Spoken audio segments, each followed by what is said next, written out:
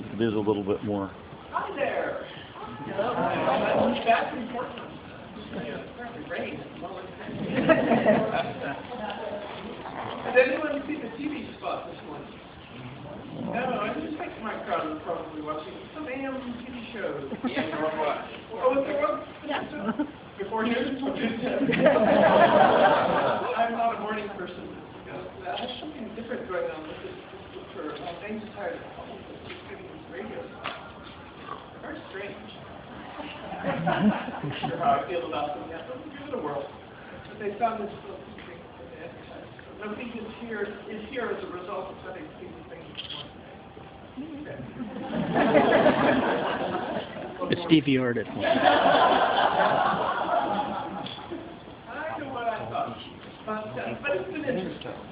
Always interesting. So how I'm going to structure this tonight, I do have a reading, but I will do Q&A for a few minutes, and then the last strikers Q&A, and I will read. They don't close the store till 10, so we've got as much time as we want for the program.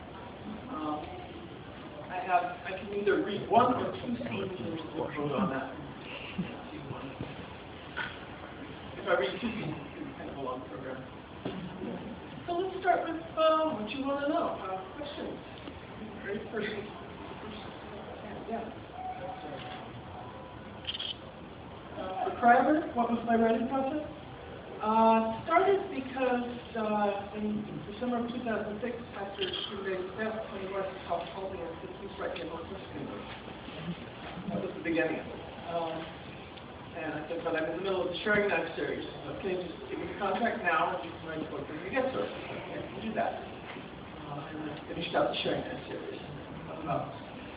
What I wanted to do. The idea for cryonics as a topic has been kicking around for at least 15 years.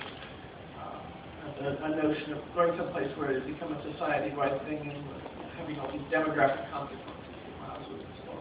And it just seemed like the right time thematically for that topic, for this book.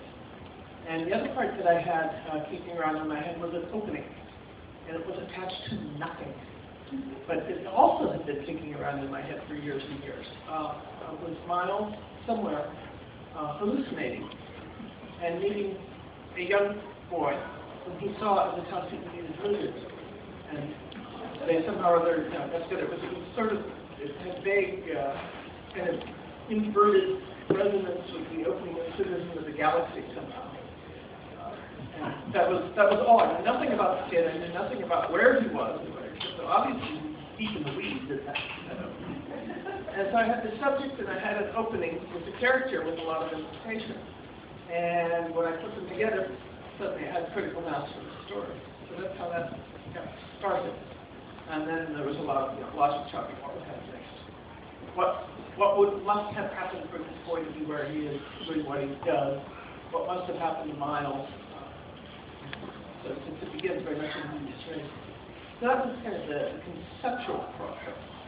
And when we get to the actual writing process, I take notes, jot notes myself in pencil and 3-ring binder, and maybe just certain critical mass. These are more of a memory aid than anything very formal.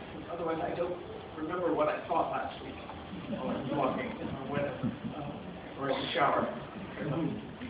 And I will sort of work these up and kind of work on the character, I'll work on the setting, I'll work on all kinds of things just as they come to me. And I will eventually see the opening was. I kind of already knew what the opening was. I have to explain it to myself. Working on the backstory. And then I'll see what chapter 1 should be. I will write chapter 1. While I'm writing chapter 1, I'll think up the next bit. Right into the event right so far without knowing what happens next. These things. Because things they have changed in the writing process. So it's kind of a continuous flow, constantly re-outlining. So when I say I outline my book extensively, I don't mean I do it all on day one. It's more in the process. Next question.